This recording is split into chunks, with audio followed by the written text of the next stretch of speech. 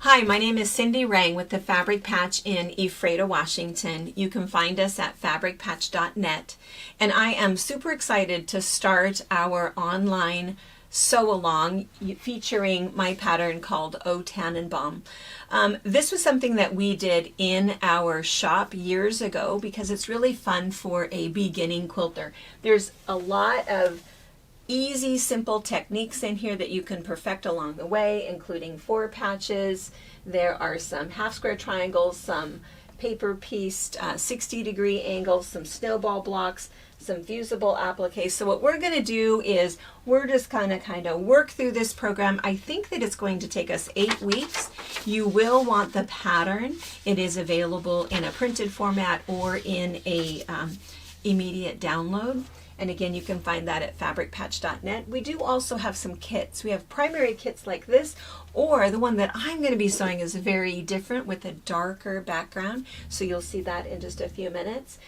We are going to post this every Tuesday so that it's a weekly series until we're done.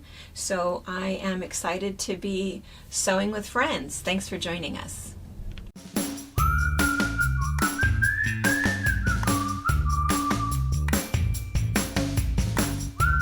My daughter and I have owned and operated a busy quilt shop in Washington State for over 20 years. We have a retreat center, an active YouTube channel, and a large pattern line featuring our creations. My 2 sons work on machines. One daughter-in-law is our videographer and the other is a long-arm quilter.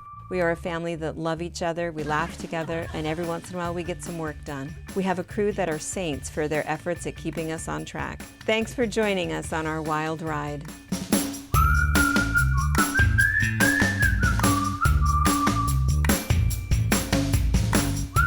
All right, class number 1 is all about gathering our supplies. So the few little notions that we're going to need, all of the fabric that we're going to need, and we're even going to talk about cutting to get things ready to go. First thing, obviously, you're going to need your pattern, and we're going to talk more about this in a second. Let's talk about fabric. This is what's pictured on the front cover, and you can see this is very traditional bright greens. So you're going to need about 2 yards of mixed greens. We say mixed greens because that's really what your tree should look like, is you should have all kinds of different color. And since we're going to be doing 4 patches out of lots of different greens, half square triangles, triangle tiles, we really want all of that movement and texture in there. So roughly about 2 yards worth of mixed greens. So if you have a stash, something that you can go through and just gather lots of little bits and things and just throw them all in the bucket to be able to cut them up into the pieces that you need. For your bright pieces, you're going to need bright pieces for your Christmas ornaments and also for your Christmas presents. What we've suggested is to start with 10 fat quarters. It's probably more fabric than you need. So again, if you have a bunch of leftover pieces and some stash bits, pull all of those out. You don't need any huge pieces. The biggest pieces are in the presents. So if you have other stuff that you want to use up, that would be great. You're also going to need about 2 yards for your background. And then finally, I think we just suggested 3 fat 8ths of the yellows for your star. But again, if you have leftover bits, that's fine. We have put together a kit. We have 2 different kits available, one in these primary kind of traditional colors. We do have 1 border included, and I think they're all red that are kind of like what's shown. But if you feel like you want this to be much bigger and make it really for a Christmas bed, then you would probably just want to go ahead and get some extra fabric for that. And we'll talk about that as we go along and near the end. But this is how the kit is packaged. We have it 2 different ways. We have the kit with the pattern, or we have the kit without the pattern if you already have it. The other thing that we've done is we know that in starting this in November, there's a really good possibility that you're never going to get this done before Christmas, and that's not really what we were thinking. What we were thinking is that a lot of quilters are working on gift-giving items this time of year, and so what might happen is you might want to make this a Christmas gift for somebody. This is a series that's perfect for a brand new quilter, somebody who needs to know all of those basic little details about making sure that seams point up, points come together in seams and you have perfect points, and that your cutting is right on point, that your half square triangles work out perfectly, and even some of these crazier things like paper piecing. And as we go along, there's a new technique with each one of these blocks that make up the tree, ending with the fusible applique presents. It's a 10-week course, and if you decide to give this as a gift for somebody, we also let us know, because we have a card that we've put together, and the card also has a QR code. This is put right inside of there, and it just has this nice little Merry Christmas, and we sign the card. It's all in there, and this, all they have to do is scan that, and it'll take them right to the entire series where they can sit and sew and take a class and put the whole thing together. And it's kind of a nice thing maybe to start in January when it's cold outside, no gardening to do. They can get the whole thing done and be ready for Christmas next year. So, kits, fabric. I'm going to show you the other thing that we've put together. You can see that what we've put together is a little bit darker in terms of greens, whereas this is more pure bright colors. We've put together a bunch of greens that have a little bit of sparkle in them, maybe a little bit of gray tones in them, because the other thing that we decided is this is what my background is going to be, is this sparkly night sky is what I'm kind of thinking. So it's going to be this dark blue. And then my Christmas balls in here and my presents are going to be a mixture of these pretty silvers. So there's about 5 different shades in here that you'll see as we go along. This is the second kit that we have cut that we have available. And so we have, I think that they're called bright and they're called traditional is what they're called. But, and again, they come with the pattern or without the pattern. You will need the pattern to be able to make the kit. All right, the only other things that you're going to need is, of course, you're going to need a ruler and a rotary cutter and a mat for all of your cutting. And then we are going to show you when we do the half square triangles, we're going to talk about this quick quarter ruler. You might already have this. I'll show you an option if you don't have it and don't want to add it. The only other thing you're going to need is a little bit of steam-a-seam. This is how we're going to end up putting, oh, I'll flip that around that way. This is how we're going to end up putting our bows on at the end.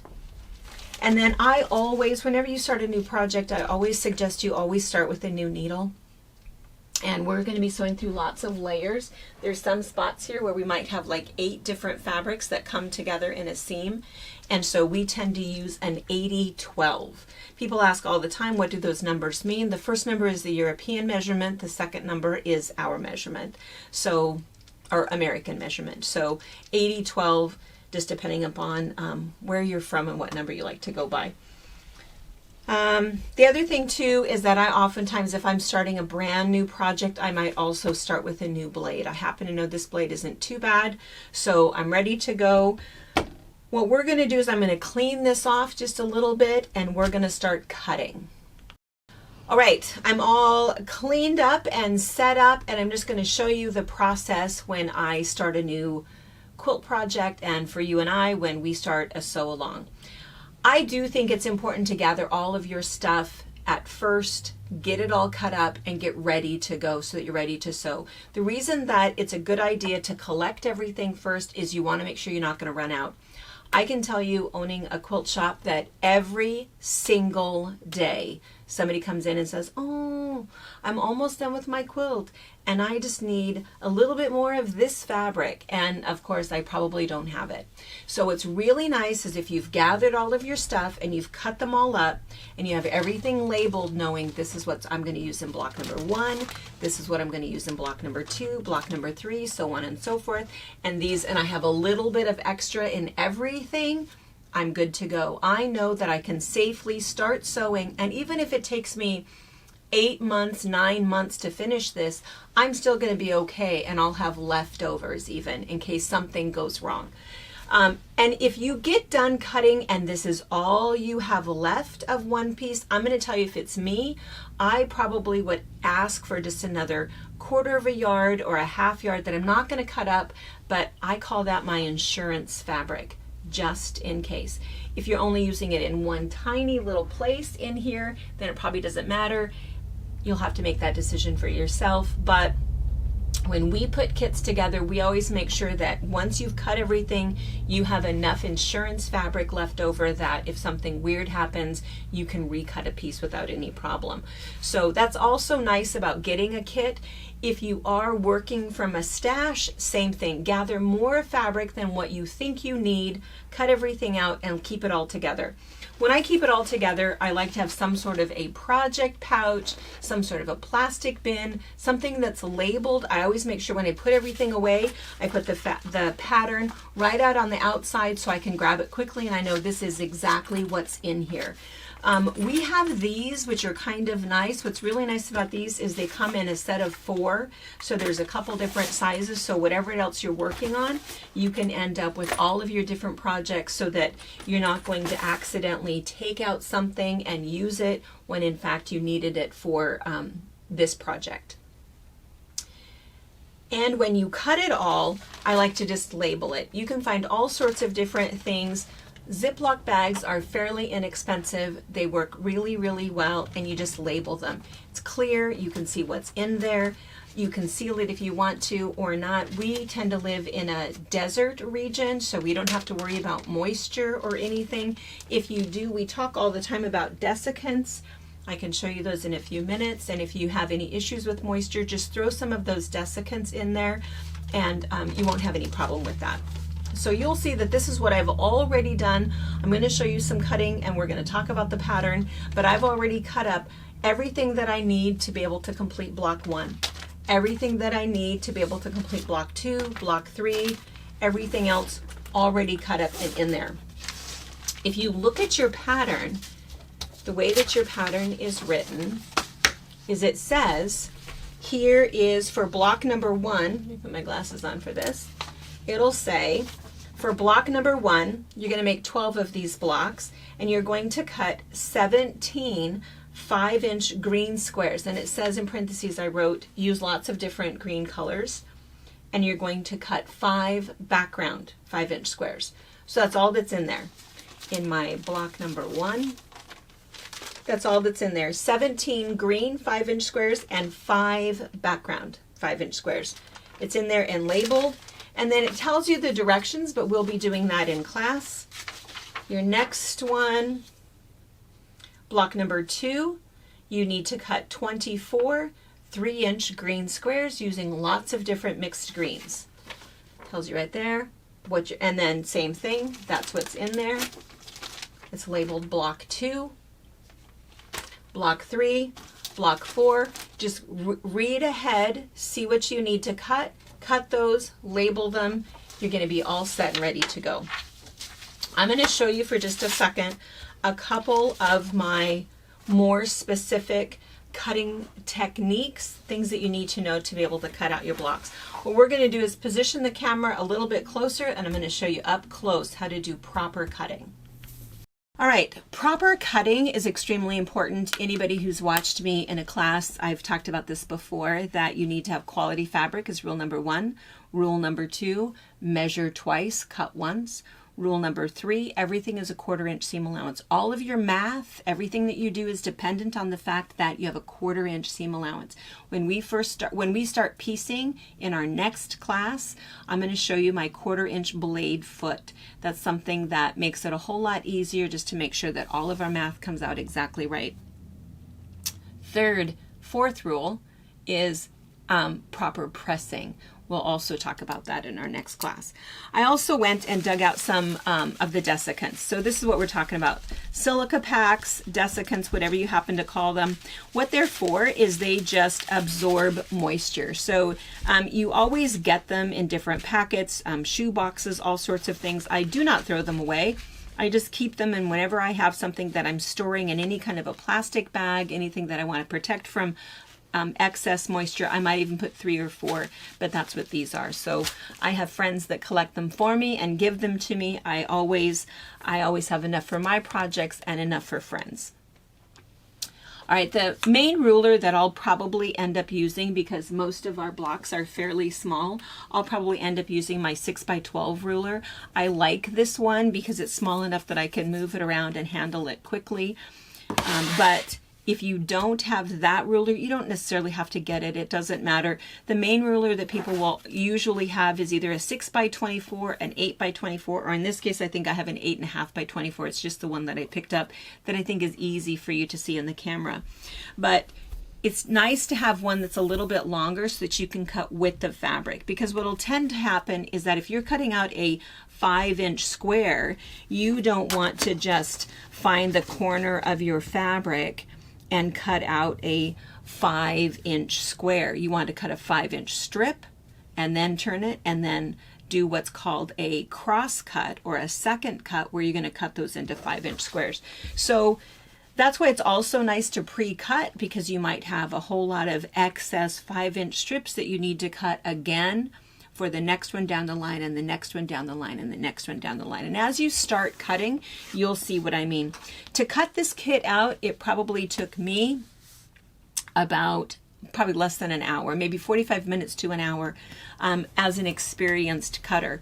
If you are a brand new cutter, it might take you a little bit longer than that, but it still isn't going to take longer than 2 hours. Just take your time, know what you're cutting, and use your ruler.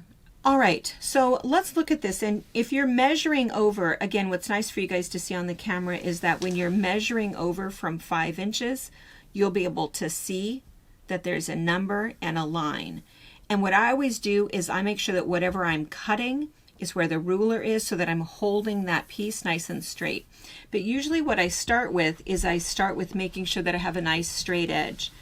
So I'm going to come over here first. And I intentionally chose my plaid fabric, because people tend to stay away from plaid because they think that the plaid's going to get a little bit crooked and then your whole block is going to look crooked. That's true.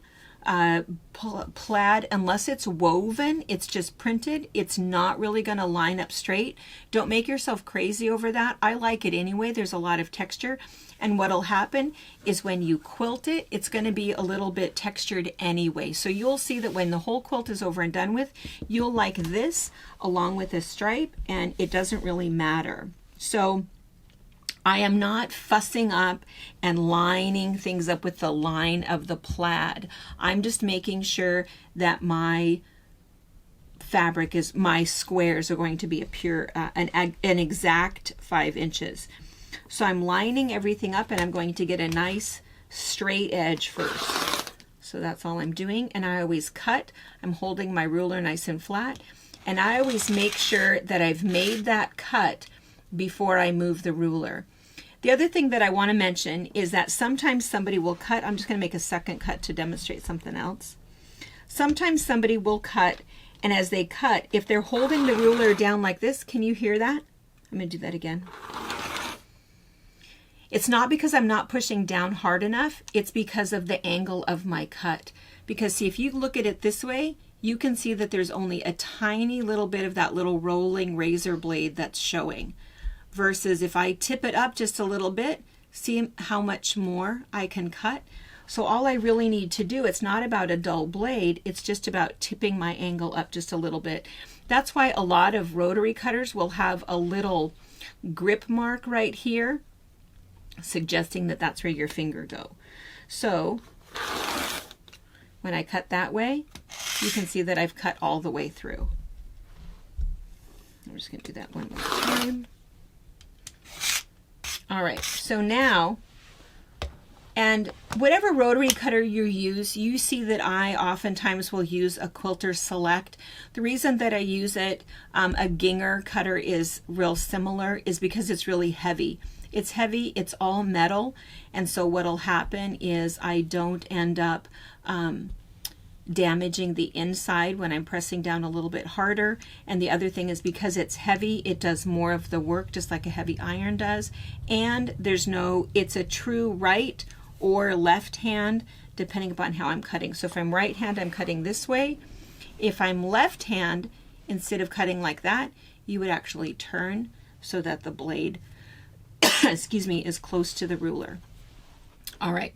Okay, so now that I have that clean edge, I'm going to just turn this around. What I would really do is just walk to the other side of my counter, but you guys are over there, so I'm going to turn it around. Excuse me. All right, so now I have my nice straight edge, and I'm cutting 5-inch squares. So I can see that it says 5 right there. If you notice that it also says 3.5, it's because it's measuring 3.5 from this side. So depending upon your ruler, whatever ruler you have, that's why I also double check by counting. 1, 2, 3, 4, 5. I'm over on 5. The other thing that I'll tend to do, and I should have mentioned this earlier, in terms of a notion, whenever I'm doing a lot of cutting, I always use my wet erase marker. We do sell these on the website. If you have an office supply store, that's all it is. It's just a wet erase marker. They come in lots of different colors. And so what I usually do is I will just mark my ruler that that's what I'm cutting, so I don't accidentally pick up the ruler, flip it around the wrong way, and start cutting something wrong. Sometimes I'll even put an arrow to say, this is what I'm cutting. And since it's a wet erase marker, it's not going to come off with my hand. And if I flip it around upside down, it's not going to come off on my fabric. So it's not a wipe away. I have to actually get that wet to be able to wipe that off. But as soon as I'm done cutting, I'm going to remove that mark so that my ruler is ready for the next time. All right, so now we're back to, I'm going to line this up so that line is right on that edge. I'm at the 5. I'm going to open my blade, tip my rotary cutter. I'm putting down firm pressure. I'm going to make sure that I've made the cut before I move the ruler. I'm not using that piece. I'm going to turn this around. I would do the same thing. I actually already have a straight edge. You can tell that I've actually cut off of this fabric before, but otherwise I would do the same thing. I would come over here, and if I had a little salvage or something, I would go ahead and line this up, cut off my salvage on my little crooked edge, flip this around, and you can see that since it's folded, I know that I'm cutting 2 5-inch squares at a time. So I mentioned the underside of that fabric is kind of cute. Sometimes we make a decision on purpose to use the wrong side of the fabric. Probably not in this case, but every once in a while I'll do that. All right, so I'm going to line this up. You can see that I'm straight on the edge there, straight here. Here's my little mark showing that this is my 5-inch. I might check it anyway. Put down my firm pressure. Open my cutter, make sure I've made the cut before I move anything, and here are 2 perfect 5-inch squares. And again, it is a plaid, so you can see that my plaid isn't perfect. Totally not going, oh, this one's even less perfect. See that? Totally is not going to matter by the time I piece it, cut it, do whatever else we're going to do with it, add the quilting to it. What you're really going to see is just that texture that's created with the plaid print. It's not going to matter that that's not exact. It's not going to drive you crazy. All right, I'm just going to continue. So that's what I'll end up doing is I might cut a few more 5-inch squares out of this, and then I'll choose a couple of the other greens, cut another 5-inch strip, 5-inch squares, and then you'll just keep doing that. So for block number 2, you would do the same thing. You don't need very much, so you're just going to cut 1 strip off of each of those fabrics and go ahead and cut your blocks. Same thing for number 3, same thing for number 4. As you're cutting, you'll see what fabric you have left over, and if you have some really strange pieces, you know that maybe you can cut these into 2.5-inch squares.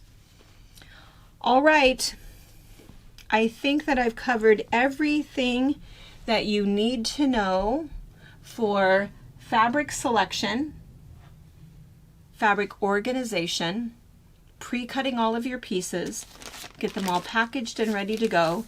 In our next class, we're going to put together block number 1, which is all of your half square triangles.